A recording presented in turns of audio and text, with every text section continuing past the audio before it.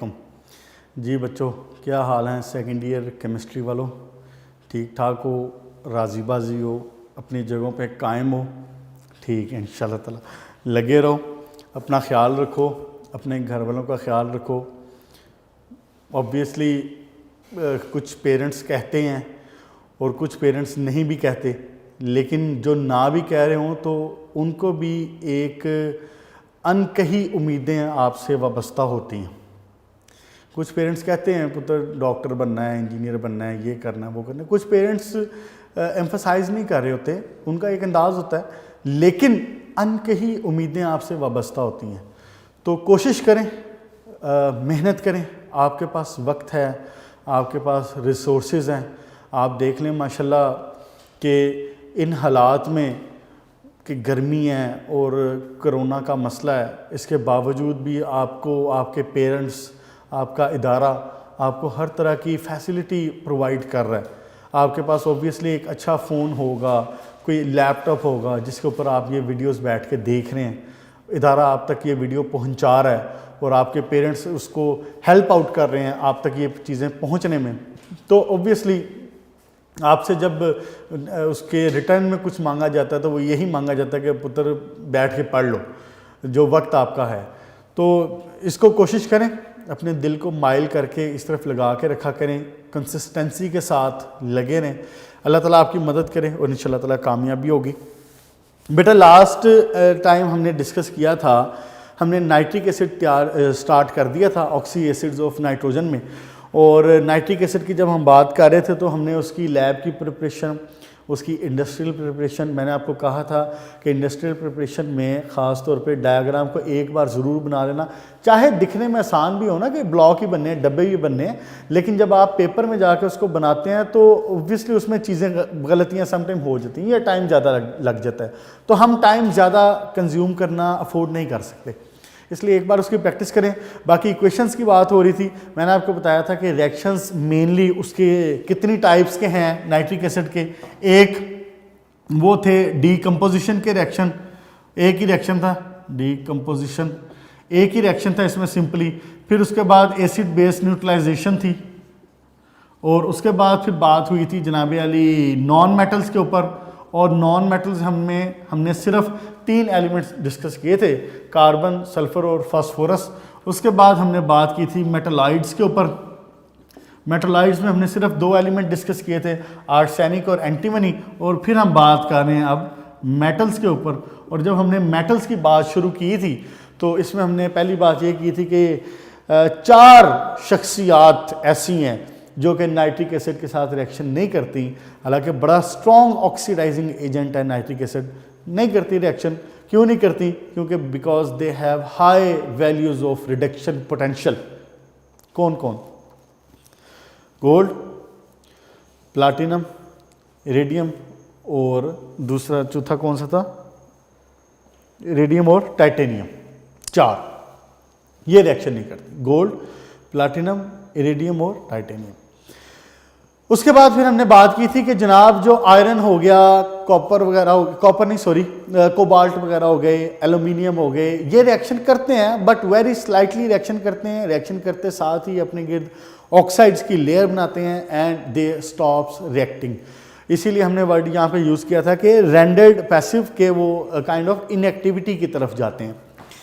उसके बाद फिर हमने बात की टंगस्टन और यूरेनियम जो है ऑक्साइड्स बनाते हैं। फिर हमने बात की मैग्नीशियम और कैल्शियम और मैंगनीज़ की कि सिंपल रिएक्शन करते हैं, उनके सॉल्ट्स बनाते हैं, मैंगनीज़ नाइट्रेट, मैग्नीशियम नाइट्रेट, जो भी, कैल्शियम नाइट्रेट, जो भी होगा। तो हाइड्रोजन गैस एमिट होती है। अब आ जाए जनाब अली आप मेटल्स के ऊपर। पॉइंट नंबर ई, पॉइंट नंबर E3 का, और पेज नंबर है जनाब अली 62। कहता है कि copper and lead give nitric oxide with dilute acid. अच्छा, अब एक बात मुझे याद पड़ती, मैंने आपको बताया था कि इसमें ना मेन जो चीज़ों का आपने ख्याल रखना है ना, वो 2 ही चीज़ें हैं, या तो नाइट्रोजन ऑक्साइड गैस निकलेगी या फिर नाइट्रोजन डाइऑक्साइड गैस निकलेगी, बस ये आपने देखना है।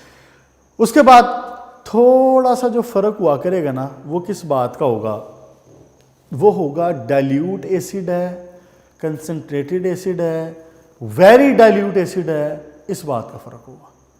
ये 3-4 चीज़ें आपने मद्देनज़र रखनी है और ये सारे रिएक्शन आपके हाथ में हैं।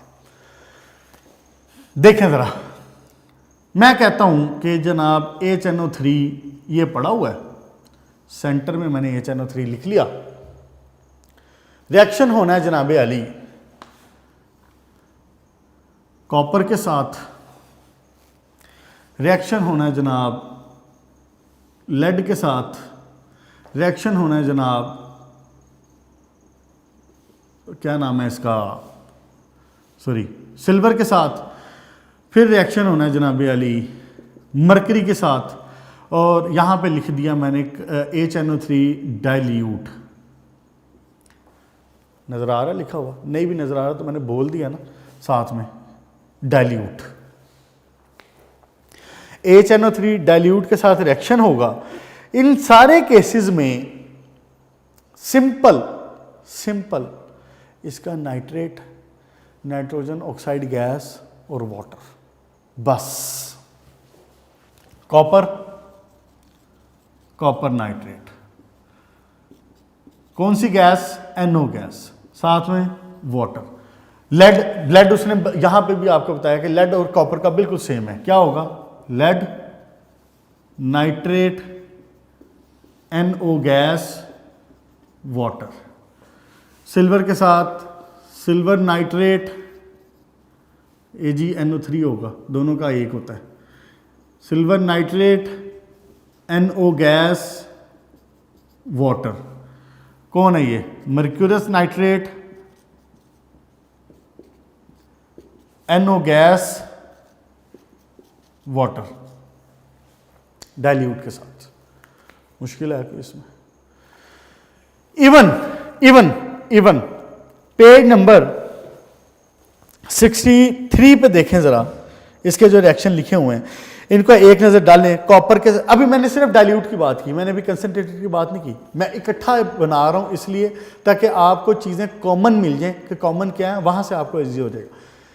डाइल्यूट के साथ silver nitrate, copper nitrate, lead nitrate, mercuric nitrate, जो भी है, साथ में NO गैस, नाइट्रोजन ऑक्साइड, साथ में वाटर। सिंपल सी बात, चारों के लिए सेम टू सेम, कोई मसला नहीं।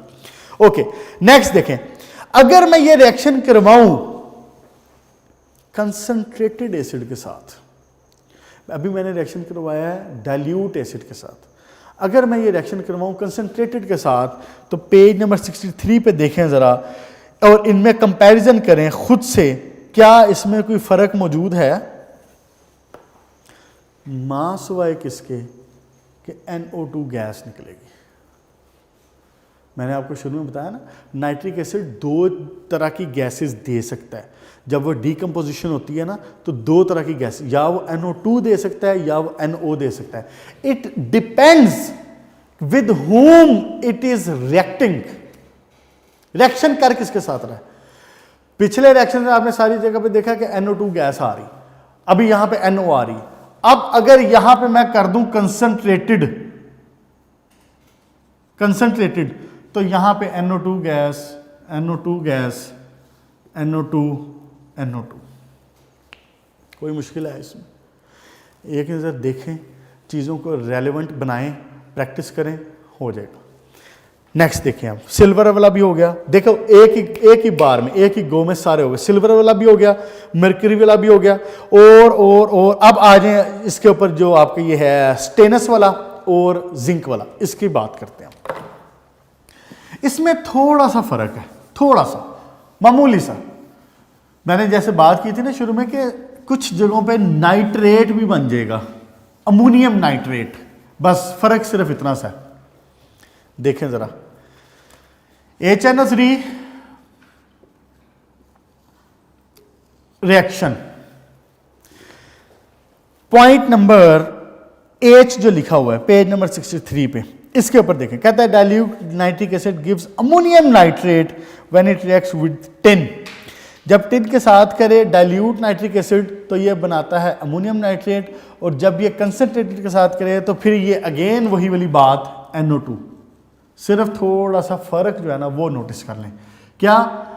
स्टेनस के साथ, टिन के साथ जब कर रहा है, स्टैनम के साथ, अगर तो ये है डाइल्यूट तो इसने बनाना है साथ में अमोनियम नाइट्रेट, जो चीज डिफरेंट है। और अगर ये कर रहा है कंसंट्रेटेड के साथ तो ये बना देगा सेम वही चीज जो कि हमने अभी पीछे देखी है, NO2 गैस और साथ में वाटर, बस इतना सा फर्क है। डाइल्यूट के केस में पहले बन रही थी NO गैस, नाइट्रोजन ऑक्साइड, इसके केस में बन रही है अमोनियम नाइट्रेट, बस इतना सा फर्क है। ओके जी, उसके बाद देखें जरा क्या इसमें, अच्छा कंसंट्रेटेड के साथ H2SnO3 बनाता है, सॉरी H2SnO3, इसमें और इसमें सिर्फ इतना सा फर्क है, ये बात नोटिस कर लें। उसके बाद जो फाइनल रिएक्शन है इसका वो है जिंक के साथ। जिंक के साथ इसका रिएक्शन इंपॉर्टेंट भी है, एक नजर देखें जरा इसको। जिंक के साथ तीन तरह के रिएक्शन है। एक वेरी डाइल्यूट, डाइल्यूट कंसंट्रेटेड, जब बनाता है ना वेरी डाइल्यूट के साथ तो फिर बनाता है नाइट्रेट, अमोनियम नाइट्रेट। जब बनाता है डाइल्यूट के साथ तो N2O गैस है, फर्क नोट कर लें। पहले था NO गैस डाइल्यूट के साथ, लेकिन जिंक के साथ रिएक्शन में N2O गैस है, और कंसंट्रेटेड के साथ सेम NO2 गैस।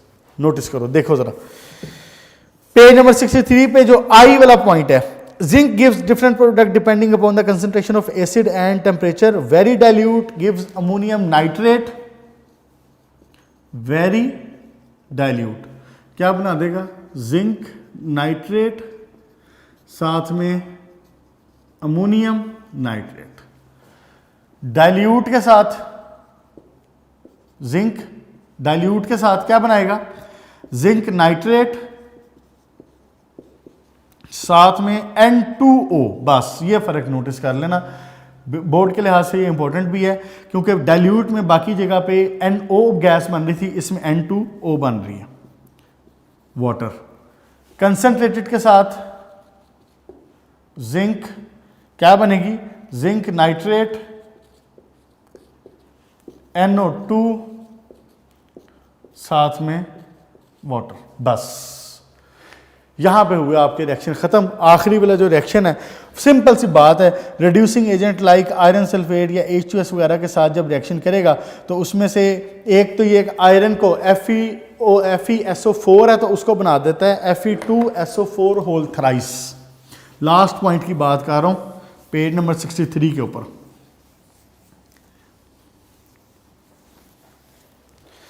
और अगर HI के साथ रिएक्शन हो रहा है तो उसकी आयोडीन अलग कर देता है उठा के, ये देखें जी HNO3, और रिएक्शन करेगा अगर आयरन सल्फेट के साथ, 2 वाला है तो ये क्या है, फेरस सल्फेट। फेरस सल्फेट के साथ अगर रिएक्शन करे तो ये बना देता है फेरिक सल्फेट, बस ये बात। उसके बाद दूसरी चीज जो है HI के साथ अगर रिएक्शन करता है तो इसमें से आयोडीन को उठा के अलग कर देता है और साथ में गैस बना देता है NO, और साथ में बना देता है वाटर। यहाँ पे भी साथ में वाटर और साथ में NO गैस। मुश्किल है कि बेटा इसमें, यहाँ पे आपके रिएक्शन हो गए कंप्लीट। क्या बातें हुई हमारी, total decomposition, acid base, non metals, carbon, phosphorus, sulphur, metalloid, arsenic, antimony.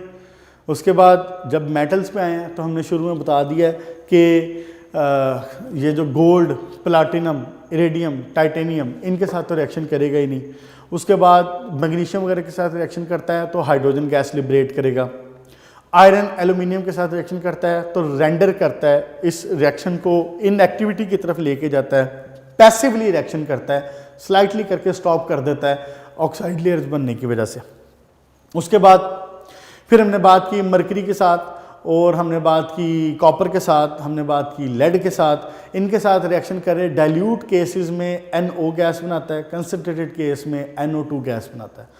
फिर हमने डिफरेंस देखा कि अगर स्टैनम हो तो वहाँ पे क्या बनाता है, तो डाइल्यूट के केस में वहाँ पे नाइट्रेट बना रहा था, अमोनियम नाइट्रेट, और कंसनट्रेटेड के केस में H2SnO3। उसके बाद फिर हमारी बात हुई जिंक के बारे में। जिंक डाइल्यूट के साथ, वेरी डाइल्यूट के साथ, कंसनट्रेटेड के साथ थोड़ा सा फ़र्क था, सिर्फ यही कि वेरी डाइल्यूट के केस में अमोनियम नाइट्रेट, डाइल्यूट के केस में N2O और कंसनट्रेटेड के केस में NO2 गैस। उसके बाद हमारी बात होगी कि अगर किसी रिड्यूसिंग एजेंट के साथ रिएक्शन करता है लाइक FeSO4 तो Fe2SO4 होल थ्राइस बना देता है, HI के साथ रिएक्शन करता है तो आयोडीन को अलग कर देता है, H2S के साथ रिएक्शन करेगा तो सल्फर को अलग कर देगा, H2S के साथ करेगा तो सल्फर को अलग कर देगा, बाकी सारा कुछ वही। क्लियर हो गया बेटा? इसको अच्छे तरीके से प्रैक्टिस करना। नेक्स्ट शुरू करते हैं, इंपॉर्टेंट शॉर्ट क्वेश्चन है, वो है एक्वा रीजिया। एक्वा रीजिया आपने 7वीं या 8वीं जमात में आबे सुल्तानी के नाम से, जिन बच्चों ने उर्दू मीडियम पढ़ा हुआ उन्होंने आबे सुल्तानी के नाम से पढ़ा होगा, और जिन्होंने इंग्लिश पढ़ा है तो उन्होंने वहाँ पे भी एक्वा रीजिया ही पढ़ा होगा। फिर एक्वा रीजिया क्या होता है जनाब? एक्चुअली ये बात साइंटिस्ट के लिए, केमिस्ट के लिए बड़ी गौर तलब रही कि क्या वजह है कि सारे मेटल्स एसिड्स के साथ रिएक्शन करते हैं, लेकिन गोल्ड हो गया, प्लाटिनम हो गया, टाइटेनियम हो गया, ये नहीं करते, क्यों नहीं करते? तो इसके बारे में बड़ा काम होता गया। वो जाबिर बिन हयान ने भी इसके बारे में बड़ा काम किया, और मेरा ख्याल है, जहाँ तक अगर मैं गलत नहीं कह रहा, तो आबे सुल्तानी या एक्वा रीजिया को जो इन्वेंट किया था वो भी जाबिर बिन हयान ने किया था। उसने क्या किया, उसने इन दो एसिड्स को मिलाया, HCl और नाइट्रिक एसिड को, और इनको मिलाना एक ख़ास कंडीशन से है। वो ख़ास कंडीशन क्या है? आपने लेना है HNO3 1% एक पार्ट, और 3 पार्ट्स लेने हैं आपने HCl के।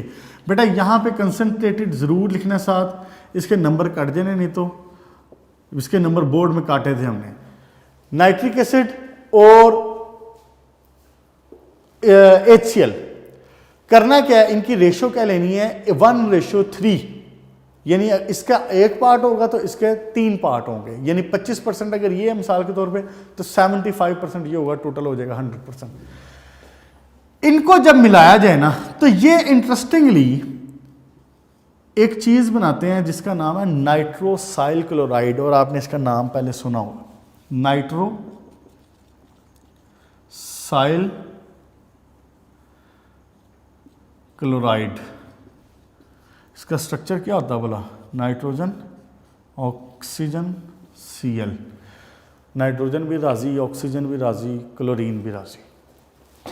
नाइट्रोसाइल क्लोराइड, ये जो नाइट्रोसाइल क्लोराइड है ना, अगला सारा काम इसका है। ये क्या करता है, ये डीकंपोज होता है तो ये बनाता है NO गैस, नाइट्रोजन ऑक्साइड, और साथ में नेसेंट क्लोरीन। ये नेसेंट क्लोरीन नहीं फिर माफ़ी देती, ये नहीं देखती कि इसके साथ रिएक्शन में गोल्ड है, इसके साथ रिएक्शन में टाइटेनियम है, इसके साथ रिएक्शन में कौन है। ये अटैक करती है, और गोल्ड हो या जो भी हो, ये उठा के तो उसका क्लोराइड बना देती। लेट्स से मैं कहता हूँ गोल्ड AU गोल्ड ऑवरम, तो ये बना देती है उठा के AuCl3। और जब इसका क्लोराइड बन गया तो अब ये जो गोल्ड हो गया या टाइटेनियम हो गया, जो भी हो गया, ये डिसॉल्व हो जाता है। एक शॉर्ट क्वेश्चन उसने बोर्ड में इस तरह से भी पूछा था कि वो कहता है कि ये जो एक्वा रीजिया है ये कैसे डिसॉल्व करता है इसको अपने अंदर, गोल्ड को। तो आपने उसको ये कहना है कि ये इक्वेशन बतानी है, साथ में ये इक्वेशन बतानी है यहाँ से लेके यहाँ तक पूरी, और आपने कह देना कि ये चूंकि उसका क्लोराइड बना देता है। अब ये इसने इसका क्या बना दिया, इसका क्लोराइड बना दिया, तो ये क्लोराइड बना के इसको वाटर में डिसॉल्व कर देता है। क्लियर हो गया बेटा बात? यहां तक इतनी सी बात है इसमें। उसके बाद एक छोटी सी 2 लाइन नीचे अलग से लिखी हुई है। हाँ जी, ये भी एक अलग से शॉर्ट क्वेश्चन है। क्या वाला? वो कहता है कि how nitric acid is used in preparation of explosives, तो वहाँ पे आपने ये 2 लाइंस देनी है। मैं पेज नंबर 63 की आखिरी 2 लाइंस की बात कर रहा हूँ, यूजेस से ऊपर की, एक्वारिजा के नीचे की 2 लाइन।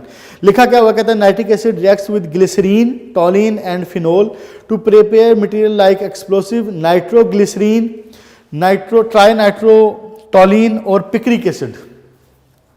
ये तीनों एक्सप्लोसिव हैं। इक्वेशन उसने नहीं दी हुई, आपको भी इक्वेशन लिखने की जरूरत नहीं है, जितनी बात उसने लिखी है उतनी काफ़ी है। टेक्स्ट बुक में जितनी बात लिखी हो उतनी काफ़ी होती है। बस क्या हो गया, नाइट्रो ग्लिसरीन, फिर क्या दूसरा, ट्राई नाइट्रो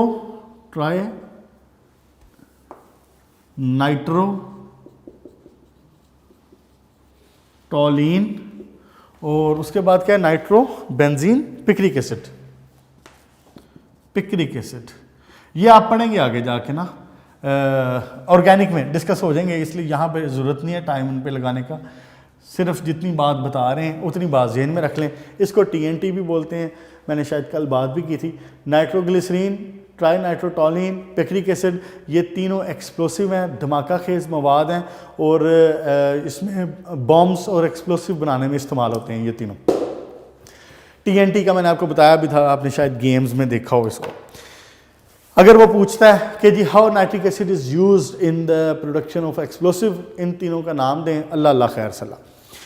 ओके बेटा, यूजेस आए, शॉर्ट क्वेश्चन इंपॉर्टेंट है। यूजेस 4 यूजेस के जहन में रखें। क्या यूजेस हैं इसके, एक लेबॉर्ट्री रीजेंट के तौर पे इस्तेमाल होता है, एक्सप्लोसिव के तौर पे इस्तेमाल होता है, यही वाली बात जो अभी हमने की है। फिर फर्टिलाइज़र मैंने आपको बताया था लास्ट टाइम भी, पॉइंट पेज नंबर 64 पे लिखे भी हुए हैं सारे, नाइट्रोजनस फर्टिलाइज़र बनाने के लिए इस्तेमाल होता है। और उसके बाद वार्निशेस और ऑर्गेनिक डाइज बनाने के लिए, वार्निशेस आपने देखा होगा जो फर्नीचर वगैरह पे वार्निशेस होती हैं उसमें इस्तेमाल होता है। फिर डाइज बनाने के लिए इस्तेमाल होता है, जो इसके लिए कलर प्रोड्यूस करवाने के लिए इस्तेमाल होते हैं, ऑर्गेनिक डाइज होती हैं। 2 नंबर का शॉर्ट क्वेश्चन, यहाँ तक इसको रखें। यहाँ पे बेटा आपका हुआ नाइट्रोजन का चैप्टर क्लोज। हमने इस चैप्टर में 2 मेन एलिमेंट्स डिस्कस करने थे ग्रुप नंबर 5 में से, और एक था नाइट्रोजन और दूसरा होगा फास्फोरस। नाइट्रोजन हमने यहाँ पे कर लिया डिस्कशन उसकी मुकम्मल। अब हम आते हैं फास्फोरस के ऊपर। टाइम मेरा ख्याल है 5-10 मिनट ही हैं, तो बहरहाल हम शुरू कर लेते हैं, इंट्रोडक्शन की बात कर लेते हैं, तो उसके बाद फर्दर इंशाल्लाह ताला डिटेल फिर नेक्स्ट लेक्चर में हो जाएगी। ओके जनाब अली, क्या बात है जनाब, अपना ये है किधर नाइट्रोजन और फास्फोरस, कौन से ग्रुप के एलिमेंट है? नाइट्रोजन, फास्फोरस, आर्सेनिक, उसके बाद है एंटीमनी और बिस्मथ। तफसील से नाइट्रोजन डिस्कस हो गया। नाइट्रोजन और फास्फोरस में एक जो बड़ा फ़र्क है ना, वो इनकी रिएक्टिविटी का है। आपने देखा है कि नाइट्रोजन इनर्ट है, नहीं रिएक्शन करती आराम से। अगर रिएक्शन करती होती तो नाइट्रोजन जो एयर है 78% नाइट्रोजन, ये तो फिर कोई और चीज़ ही बनी होती। नाइट्रोजन गैस की फॉर्म में मौजूद है, और इसके रीज़न्स हम डिस्कस हो चुके हैं। हाफ फिल्ड है, छोटा है, उसका साइज़ छोटा है, उसके बाद इलेक्ट्रोनेगेटिविटी, वो सारे मामला हो गए। फास्फोरस नाइट्रोजन की निस्बत बहुत रिएक्टिव है। इवन के फास्फोरस एटॉमिक फॉर्म में मिलते ही नहीं, फ्री स्टेट में मिलते ही नहीं, ये हमेशा कंबाइंड स्टेट में होता है। 2 मिनरल्स हैं इसकी, पेज नंबर 64 पे 3rd लाइन पहले देख लें ज़रा। 2 मिनरल्स हैं, जेन में रखें शॉर्ट क्वेश्चन के तौर पे। इम्प्योर कैल्शियम फॉस्फेट है, और फिर एपेटाइट है CA3FPO4 कैल्शियम फ्लोरोफॉस्फेट। एक कैल्शियम फॉस्फेट सीधी और एक कैल्शियम फ्लोरोफॉस्फेट। इनके नाम और इनके पते और इनके फार्मूले ये याद रखें, जेन में रख लें शॉर्ट क्वेश्चन के तौर पे। मिनरल MCQs शॉर्ट क्वेश्चन कुछ भी पूछ सकता है। फास्फोरस का जो नाम है ना, इसने लिखा भी हुआ यहाँ पे, ग्रीक का वर्ड था, और इसका जो मतलब है ना, वो कहते हैं लाइट बियरिंग, लाइट बियरिंग से मुराद ये है कि it has light, light produce करता है, लाइट बियरिंग, लाइट प्रोड्यूस करता है। आपको पता है कि फास्फोरस हमारी बॉडी में भी होता है और मेडिकल के स्टूडेंट बड़े अच्छे तरीके से जानते होंगे कि अच्छा खासा होता है। हमारी बोन्स फास्फोरस के बगैर एग्जिस्ट नहीं कर पाएंगी। कैल्शियम फॉस्फेट होता है, कैल्शियम भी होता है, फास्फोरस। अच्छा, इंटरेस्टिंगली बात पता क्या है, जो पुराने कब्रिस्तान होते हैं ना, जैसे आपने सम टाइम कहीं हॉरर मूवीज़ में देखे हों, तो पुराने कब्रिस्तानों में सम टाइम क्या होता है कि किसी जगह पे खुद ब खुद से आग लगी होती है। आग लगी होने से मुराद ये नहीं कि पूरी की आग लगी, काइंड ऑफ ना हल्की सी चिंगारी, हल्की सी गैस जल रही होती है, अंधेर घुप घेर हो उसमें, और आप दूर देखें किसी पुराने कब्रिस्तान में, उसमें सम टाइम ऐसा होता है। वो पता क्यों होता है? वो फास्फोरस की वजह से होता है। मुमकिन है आपने कभी हॉरर मूवीज़ में किसी में देखा भी हो। वो फास्फोरस की वजह से होता है। फास्फोरस गैस बनाती है, PH3 फॉस्फीन गैस बनाती है, और फिर फास्फोरस रिएक्टिव इतना होता है कि ये जो वाइट फास्फोरस होता है ना, हम पढ़ेंगे अभी आगे जाके वाइट फास्फोरस क्या होता है, ये इतना रिएक्टिव होता है कि ये खुद से आग पकड़ लेता है, खुद से आग पकड़ लेता है। तो अगर किसी जगह पे ये मौजूद हो ना, तो फिर इनको हल्की सी चिंगारी मिल जाए या कोई केमिकल रिएक्शन वहाँ पे ऐसा हो जाए, तो एक लम्हे को जैसे जुगनू की तरह नहीं होता, इस तरह की रोशनी वो थोड़ी देर के लिए ब्लिंक करती है। वो क्यों होती है? क्योंकि बॉडी में जो डेड बॉडीज़ वहाँ पे दफनाई गई हुई हैं, उनकी हड्डियों में फास्फोरस मौजूद है, तो केमिकल रिएक्शन कंटिन्यूसली हो रहा होता है, तो वो कन्वर्जन हो रही होती है, उसकी वजह से ऐसा हो रहा था। और ये जो नाम इसको दिया गया ना, ये भी इसलिए दिया गया, ये लाइट बियरिंग, कि ये लाइट प्रोड्यूस करता है, जलता है, रोशनी के साथ जलता है। उसके बाद एक शॉर्ट क्वेश्चन के तौर पे इस बात को ज़हन में रखें कि ये कहाँ कहाँ पे है। ये जनाब अली पेज नंबर 64 पे सेकंड पैराग्राफ की बात कर रहा हूँ। ये प्लांट्स में, एनिमल में, टिश्यूज़ में मौजूद है, सीड में है, यॉक में है, एग में है, नर्व में है, ब्रेन में है, सारी जगह पे है, ज़हन में रख लें। अच्छा, फिर एक जो बात MCQs के हवाले से इंपॉर्टेंट है वो है कैल्शियम फॉस्फेट। वो क्या है कि बोन ऐश में कैल्शियम फॉस्फेट कितना होता है? क्या शॉर्ट क्वेश्चन ये MCQ, सॉरी, बोन ऐश में कैल्शियम फॉस्फेट कितना होता है? बोन ऐश कैल्शियम फॉस्फेट 80% होता है। ये MCQ उसने पूछा हुआ बोर्ड में कि बोन ऐश में कैल्शियम फॉस्फेट कितना होता है? 80% होता है। ठीक हो गया, ओके बेटा, इसको यहां तक रखें। इंशाल्लाह ताला नेक्स्ट लेक्चर में हम स्टार्ट करेंगे इसके एलोट्रॉप्स। आज हमने जो बातें की हैं वो ये बातें थी कि आपका नाइट्रिक एसिड, उसके रिएक्शंस कौन कौन से हैं, जो बाकी थे मेटल्स के साथ रिएक्शन वो डिस्कस हो गए। अच्छा, मुझे एक बात याद आ गई। मैंने आपको कहा था कि नाइट्रिक एसिड का प्रिपेयर करने का ये जो तरीका है ना, ये ओल्ड तरीका है, ये ओल्ड है। ये जो ब्रिकलैंड्स एंड एडीज प्रोसेस है ना, ये पुराना तरीका है। एक्चुअली हुआ क्या था कि नाइट्रिक एसिड की जो इम्पोर्टेंस है ना, वो तो अपनी जगह पे इंडस्ट्रियली है। तो जब इसको तैयार करने के बारे में बहुत सारे प्रपोजल्स आए, बहुत सारे तरीक़ाकार आए, तो ब्रिकलैंड और एड्स जो थे ना बंदा, इसने इसकी बात की थी कि आप इसको नाइट्रोजन और ऑक्सीजन का जो रिएक्शन करवाएं वो आप करवाएं नाइट्रोजन ऑक्साइड बनाने के लिए इलेक्ट्रिक आर्क की प्रेजेंस में। लेकिन क्या है कि अब ये प्रोसेस यूज़ नहीं किया जाता। अब हम यूज़ करते हैं बॉर्न हैबर का नाम सुना होगा ना, बॉर्न हैबर प्रोसेस, और दूसरा होता है ऑस्टवाल्ड्स प्रोसेस। इन दोनों का मिक्सचर इस्तेमाल करते हैं अब नाइट्रिक एसिड बनाने। ये वाला जो प्रोसेस है ना, ये करीब 19 1920 से छोड़ दिया गया हुआ है।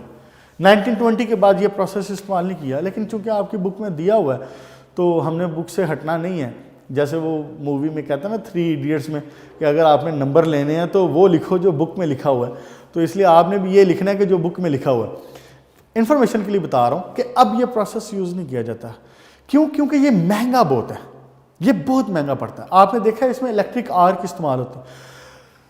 3000 टेम्परेचर देने के लिए हमें करीब करीब 15,000 किलोवाट इलेक्ट्रिक सप्लाई देनी पड़ती है, बिजली की सप्लाई। तो आप इमेजिन कर लें 15,000 किलोवाट, किलोवाट का मतलब है 1000 वाट, तो 15,000 किलोवाट आप देख लें आपका, हाँ यूनिट कितने का आजकल, 1 वाट कितने का है, करीब मेरा ख्याल है 10 से 20 रुपए का। तो आप फिर इसको इंडस्ट्री के लिहाज से अप्लाई कर लें और इसको ज़रब दे लें 15,000 किलोवाट से, तो आपकी तसल्ली हो जाएगी, पता चल जाएगा कि कितना महंगा प्रोसेस है।